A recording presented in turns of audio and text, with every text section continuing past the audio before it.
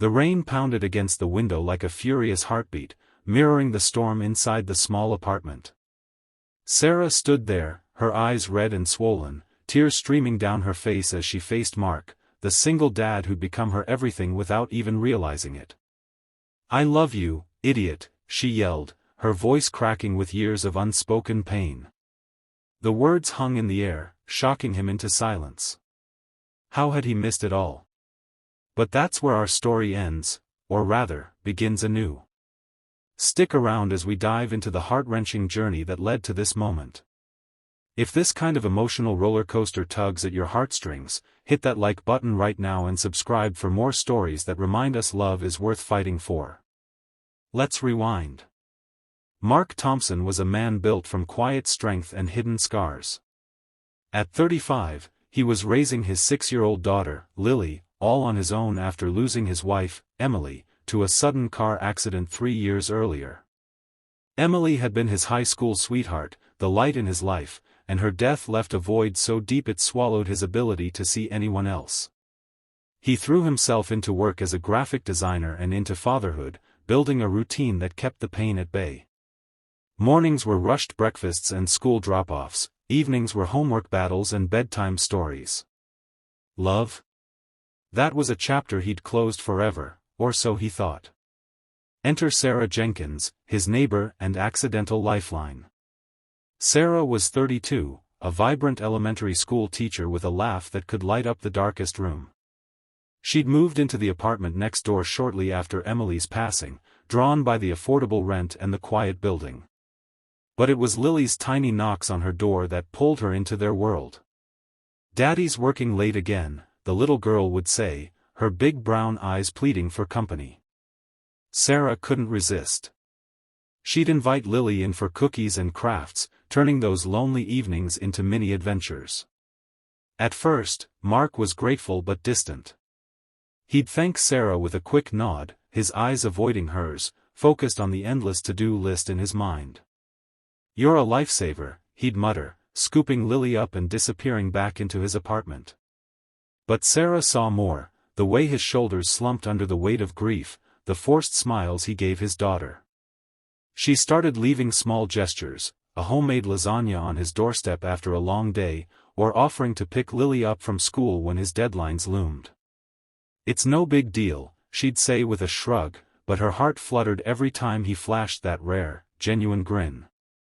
As months turned into a year, their lives intertwined like vines on a trellis. Sarah became the unofficial co-parent, attending Lily's school plays and helping with birthday parties. Mark began opening up during late-night chats on the shared balcony, sharing stories of Emily not out of longing, but to honor her memory. "She'd have loved how you make Lily laugh," he'd say, his voice soft. Sarah would listen, her own heart aching. She'd been through her share of heartbreaks, a failed engagement that left her wary of love, but Mark was different. He was kind, flawed, and utterly devoted to his little girl. Signs of her growing feelings slipped out, lingering touches when passing a coffee mug, eyes meeting a second too long, or the way she'd blush when Lily innocently asked, "Are you gonna marry Daddy?" But Mark ignored every sign. He chalked it up to friendship, to necessity. "Sarah's just being nice," he'd tell himself, burying any spark under layers of guilt. How could he betray Emily's memory? And with a child in the mix, the risk was too high. What if it didn't work out? Lily had already lost one mom, he couldn't let her lose another figure in her life. So he pushed forward blindly, missing the way Sarah's smiles faltered when he talked about work crushes from colleagues or dismissed her invitations for, just the two of us, dinners as group hangouts. The first real challenge came during a brutal winter storm. Power outages hit the building, and Mark's apartment turned into an icebox. Sarah insisted they huddle in hers, where she had a generator for essentials. They spent the night by candlelight, Lily sandwiched between them on the couch, giggling at shadow puppets. As the girl dozed off, Sarah turned to Mark. "You know, you're doing an amazing job with her. But you don't have to do it alone." Her hand brushed his, and for a moment, electricity crackled, not from the storm, but from something deeper. Mark pulled away, mumbling about checking the fuses. Sarah's heart sank, but she smiled through it. Idiot, she whispered to herself later, alone in her room. Time wore on, and the signs piled up like unread letters. Sarah organized a surprise picnic for Lily's birthday, complete with Mark's favorite foods. She wore her best sundress, hoping he'd notice. He did, complimenting her casually, but then invited the whole neighborhood, turning it into a crowd. When Lily got sick with the flu, Sarah stayed up all night alternating shifts with Mark, her exhaustion masked by concern. "I don't know what I'd do without you," he admitted, his eyes tired but grateful. She wanted to scream, "Then see me." But she held back, fearing rejection. The turning point crept in slowly, disguised as everyday life. Mark's job demanded more travel, leaving Lily with Sarah for weekends at a time. During one such trip, Sarah found an old photo album in Mark's apartment while grabbing Lily's clothes. Flipping through, she saw Emily, beautiful, laughing, so full of life. Tears welled up as she realized Mark was still chained to the past. But Lily, sensing her sadness, hugged her tight. "I wish you were my mommy," the girl whispered. That night, Sarah decided she couldn't hide anymore. She started dropping bigger hints. A handwritten note saying, "You're more than a friend to me," slipped under his door. Mark read it, felt a stir in his chest, but crumpled it away. "She's just being supportive," he rationalized. Challenges mounted as Mark's denial cracked under pressure. His sister, visiting from out of town, pulled him aside. "That woman looks at you like you're the sun. Wake up, Mark." He brushed it off, but doubt seeded. Then came the school fundraiser, where Sarah volunteered alongside him. Amid the chaos, a parent mistook them for a couple. "You two make a great team," the woman said. Sarah beamed, Mark stammered and changed the subject. That night, alone, he stared at Emily's photo on his nightstand. "What if it's okay to move on?" he whispered to the empty room.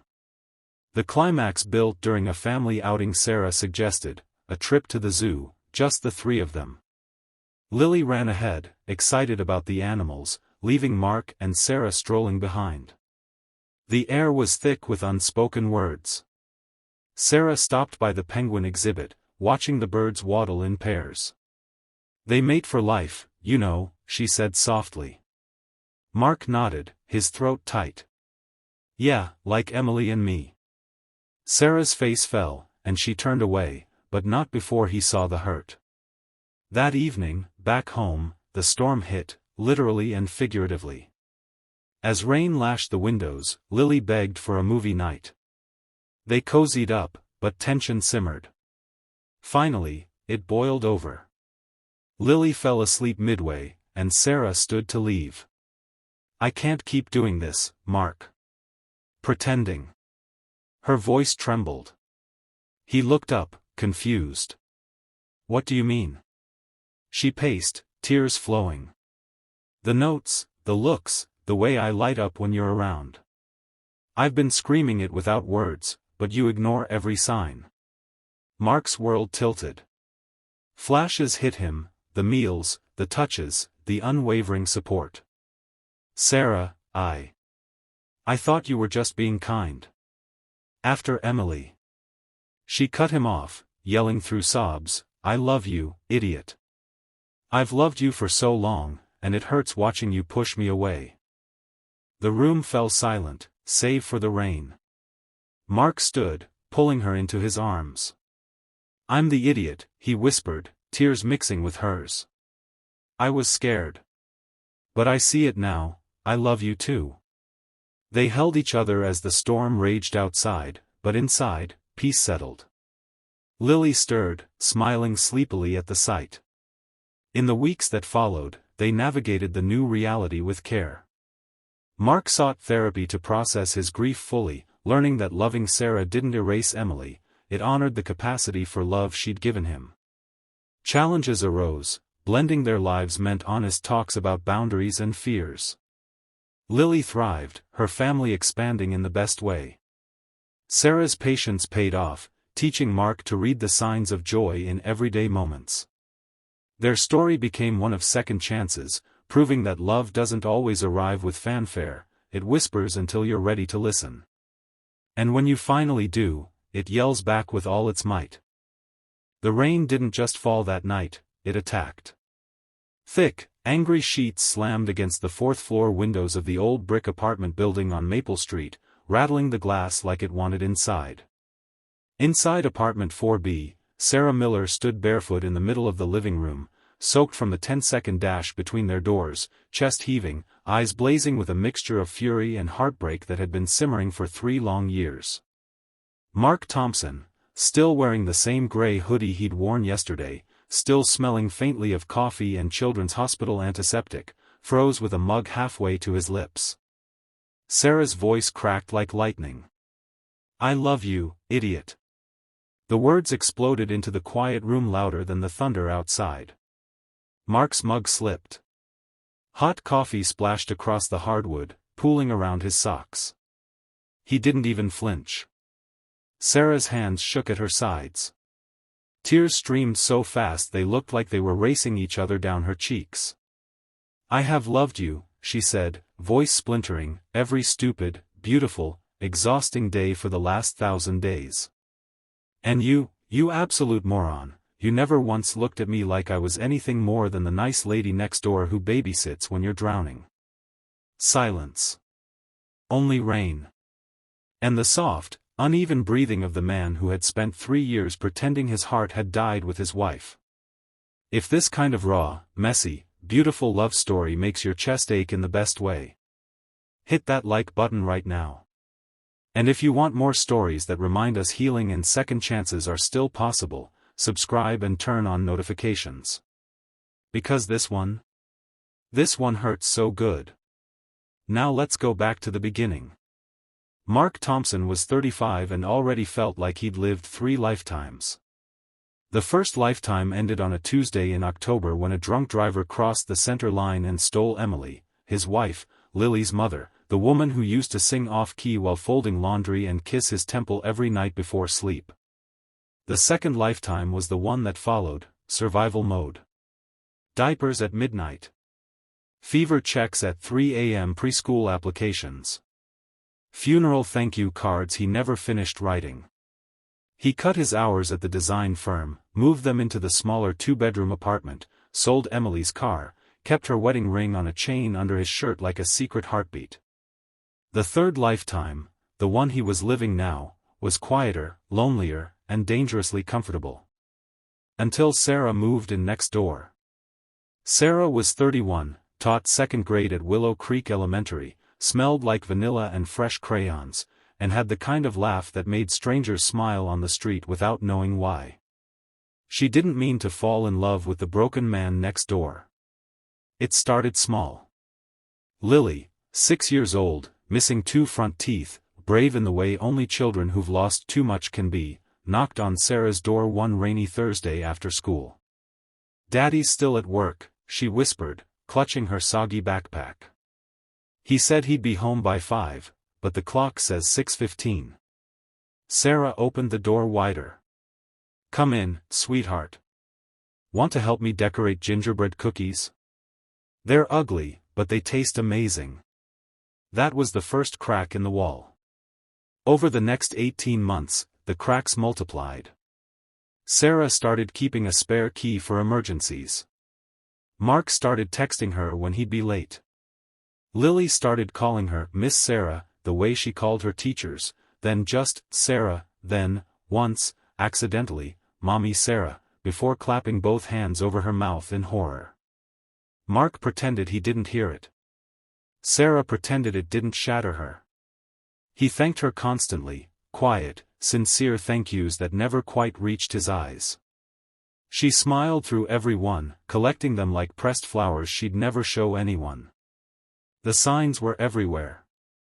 She baked his favorite cinnamon rolls on the anniversary of Emily's passing, not to replace the memory, but to wrap a little warmth around the hurt. He ate 3 without speaking, then quietly washed the entire pan himself while she read Lily a bedtime story. She stayed up with him the night Lily had croup, trading shifts holding the wheezing little girl over a steamy bathroom sink. At 4:17 a.m., when Lily finally settled, Sarah's head dropped against Mark's shoulder. He didn't move her. For almost 20 minutes they sat like that, exhausted, silent, breathing in rhythm. The next morning he acted like it never happened. She wore the blue sundress he once complimented, "You look nice," to Lily's spring concert. He told her she looked nice again. Then spent the entire evening talking to the mom behind them about soccer schedules. Every small kindness, every lingering glance, every time their fingers brushed passing a juice box or a library book, he deflected. Not cruelly. Never cruelly. Just, blindly. Like a man walking through fog so thick he couldn't see the lighthouse 10 feet away. Sarah told herself she could wait. She told herself love was patient. She told herself one day he would wake up and see her. Then came the night everything changed. Lily had been asking for months to go to the county fair. Mark, overworked, overstretched, quietly terrified of letting joy back into his life, kept postponing. Sarah bought the tickets. 3 tickets. She didn't ask. She just showed up at his door the Friday before the fair weekend, holding them like an offering. "I already told Lily," she said simply. She's been practicing her scream on the tilt-a-whirl in her imagination for weeks. Mark stared at the tickets so long Sarah thought he might cry.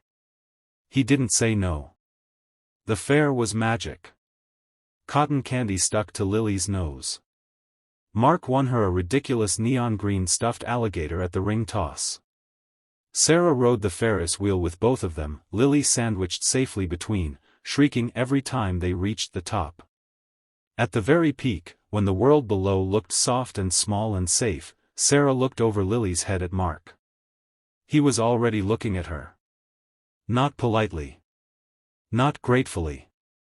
The way a man looks at a woman when he's finally remembering what wanting feels like. The ride ended. The moment ended. He looked away. That night, after Lily crashed with glitter still sparkling on her cheeks, Sarah stood on the narrow balcony they shared, gripping the cold railing. Mark stepped out behind her. Quiet. Too quiet. She couldn't take it anymore.